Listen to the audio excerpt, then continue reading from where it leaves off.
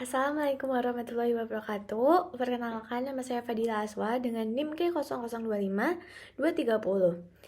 Saya dari kelompok B6. Pada kesempatan kali ini, saya akan membuat video untuk inhale anatomi.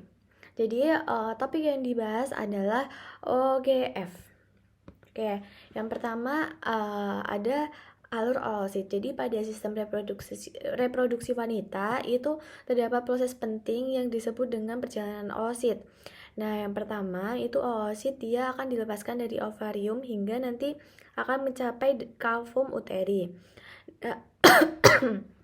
Proses ini tuh dimulai terjadi ketika wanita itu mengalami ovulasi, yaitu suatu proses di mana pelepasan oosit sekunder dari ovarium ke dalam rongga peritoneum.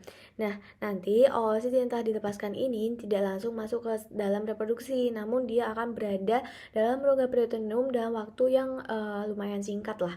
Terus habis itu oosit ini akan ditangkap oleh struktur khusus yang disebut dengan fimbriae. Fimbriae itu apa? Fimbriae itu adalah tonjoran seperti jari-jari yang terdapat pada ujung tuba uterina. Nah, fimbriae ini berfungsi aktif dengan gerakan untuk menyapu agar mengarahkan oosit itu dia masuk ke dalam tuba uterina. Nah, setelah masuk nanti oosit akan melewati bagian individuum, yaitu bagian awal tuba yang berbentuk dia bentuknya seperti corong. Nah, dari individuum ini, dia oosit ini akan bergerak menuju ampula tuba uterina. Nah, ampula ini tuh merupakan salah satu tempat yang paling lebar dan menjadi lokasi penting untuk proses reproduksi. Nah, setelah melewati ampula, ini nanti oosit akan bergerak menuju bagian yang lebih sempit lagi, yaitu tuba uterina. Nah, setelah itu masuk ke dalam uterus hingga nantinya akan mencapai pada kavum uteri. Lanjut, di mana sih tempat terjadinya fertilasi? Jadi tempat terjadinya fertilasi, lokasi yang paling sering terjadi pembuahan atau fertilasi ini adalah di ampula tuba uterina atau yang disebut tuba falopi.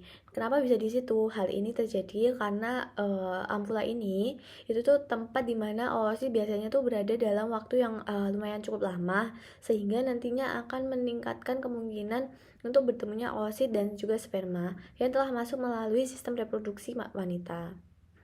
Nah, selain itu, kondisi lingkungan di ampula itu juga sangat mendukung untuk terjadinya fertilasi. Nah, di sini saya akan membahas tentang fornix posterior. Nah, fornix posterior ini sendiri itu merupakan lekukan terdalam dan juga terbesar di bagian atas vagina.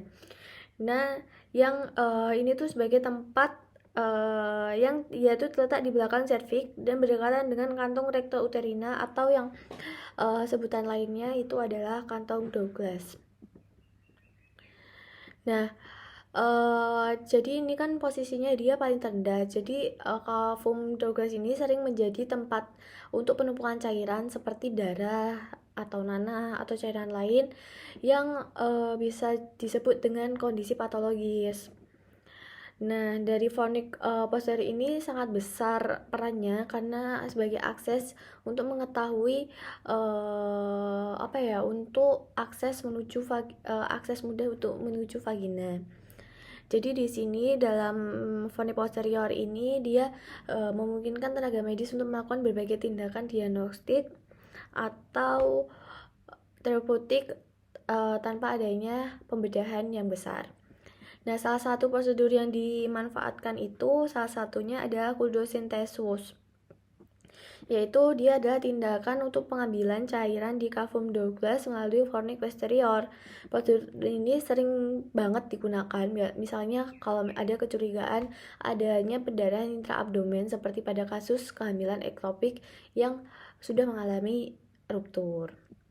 Terus selain kuldosintesis itu juga ada namanya prosedur lain. Nah, ini tuh prosedurnya tuh dinamakan dengan kolpotomi. Jadi kolpotomi itu merupakan salah satu tindakan pembedahan yang berupa inisiasi pada fornix posterior yang digunakan untuk jadi mendapatkan akses langsung ke rongga peritoneum.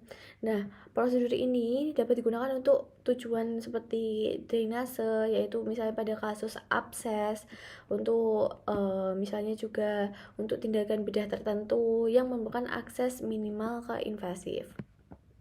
Oke, terima kasih untuk kesimpulannya. Jadi, perjalanan dari ovarium hingga ke kavum uteri merupakan proses yang kompleks juga dan juga melibatkan berbagai struktur serta mekanisme.